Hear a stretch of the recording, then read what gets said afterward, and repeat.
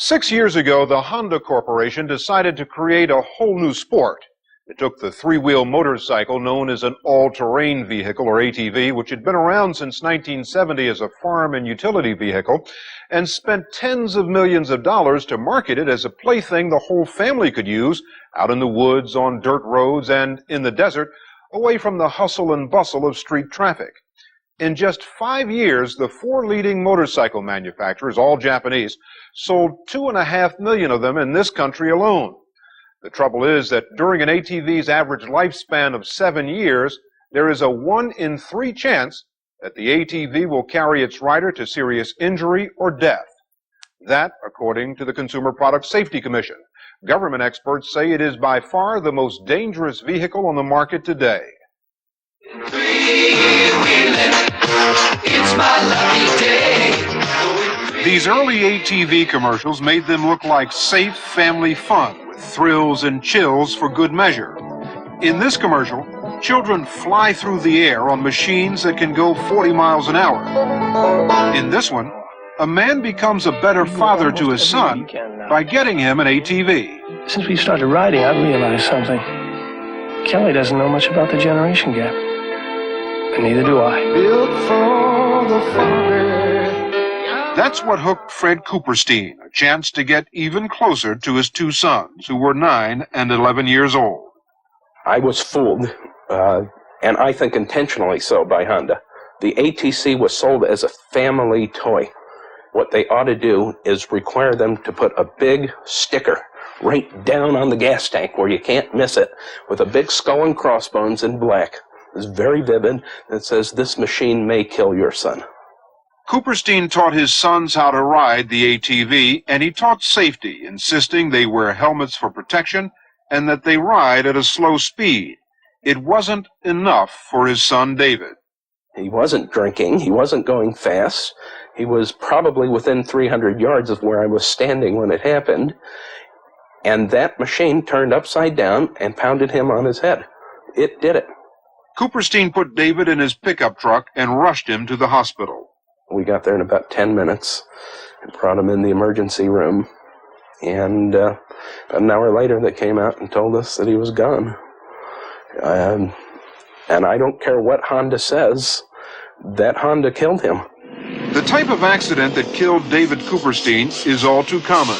Based on a 1985 survey by the Consumer Product Safety Commission, in that year alone, ATVs flipped over and landed on riders about 22,000 times. Randy Nelson is a motorcycle expert who has testified against ATV makers in court. In terms of dangerous products, how does this compare with other things you say? The three-wheel configuration is by far the most dangerous. Nelson made this slow-motion film on a course he set up to demonstrate just how easily ATVs flip over. To keep one of them upright, the rider must carefully shift his weight to compensate for sudden lurches by the machine. But watch what happens when Nelson, traveling at 18 miles an hour, hits two small mounds on a level track. The bumps throw him off balance. There's no mechanical suspension to absorb the jolt, and he can't shift his weight enough to prevent this 300-pound ATV from flipping over on his back. This won't happen every time, but it can happen at any time. Honda, which sells about 70% of all ATVs, refused to be interviewed. They suggested we speak with Alan Isley, who represents the entire ATV industry. Well, what I'm saying is, in the 17 years that this product has been in use in this country, that 99% of the people who are using this product are not being involved in injuries. In this country, we've got every year 350 to 400 million people who fly in airplanes. What do you think the reaction would be if 1% of those were injured or killed?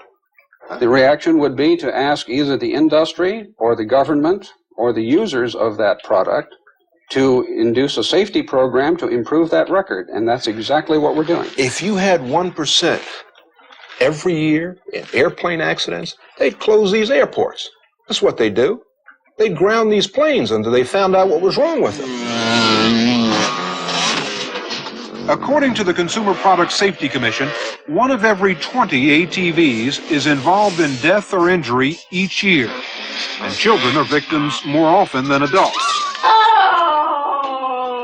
This 14-year-old girl is one of about 1,600 riders injured seriously enough each week to be admitted to emergency rooms.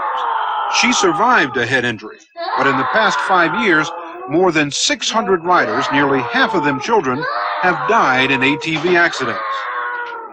The list of lawsuits against ATV makers now exceeds 500.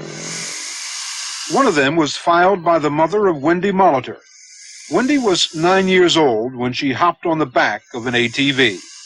And while riding, they made a turn.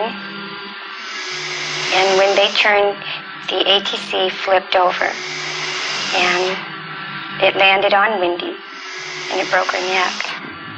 And if things go wrong... Wendy Molitor is now a respirator-dependent quadriplegic. In order to avoid a jury trial in her case, Honda agreed to pay $5.7 million. Craig McClellan is Wendy's attorney. I think that the Honda manufacturer, in our case, was very concerned about having a jury tell it that it's responsible for the lifeless, crippled bodies of the children that are strewn across the off-road areas of this country. The ATV industry has always insisted the machines are perfectly safe. It is the riders, the industry says, who too often are not.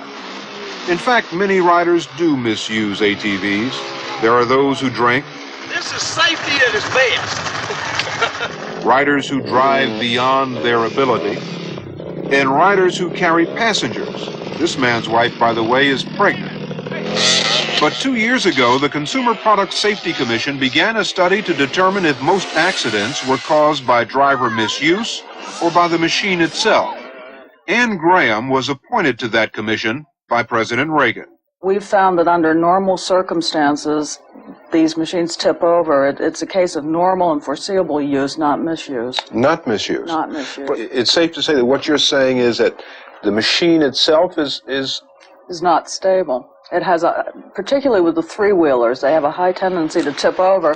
When they tip over, they can easily tip over on the rider.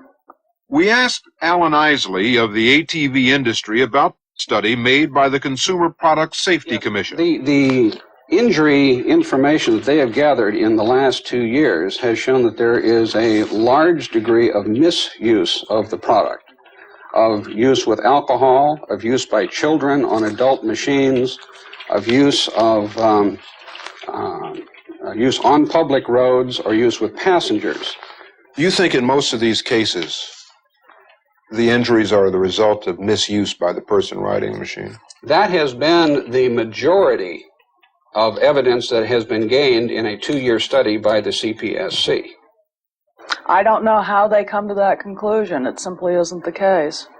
The data you have does not support that conclusion? No, it doesn't.